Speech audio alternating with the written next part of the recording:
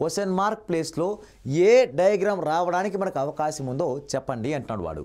Okay, ఇక్కడ question mark ప్లేస్లో diagram రావాలి అంటే ఫస్ట్ ఆఫ్ ఆల్ దానికన్నా ముందు మిగిలిన 3 డయాగ్రామ్ ఒకసారి అబ్జర్వ్ చేయాలి. ఈ 3 డయాగ్రామ్ సేమ్ ఉందా లేక ఆ మూడిట్లో ఏవైనా 2 డయాగ్రామ్ ఈక్వల్గా ఉందా లేదా ఒకసారి చెక్ చేయాలి. ఓకే, ఇప్పుడు ఈ మొత్తం ఈ 4 డయాగ్రామ్లోనూ ఈ 4 డయాగ్రామ్లో ఒకటైతే మనం కనుక్కోవాలి. మిగిలిన 3 సేమ్గా ఉన్నాయి అంటే మొత్తం రాంబాస్ డయాగ్రామ్ కంప్లీట్ అవ్వాలి. ఓకే, రాంబాస్ డయాగ్రామ్ కంప్లీట్ అవ్వాలి. నెక్స్ట్ అదేవిధంగా ఇక్కడ ఏం రావాలంటే ఈ రెండు ఏమైనా ఆపోజిట్లో ఉన్నాయి. ఓకే, ఆ రాంబాస్ కంప్లీట్ అవ్వాలి.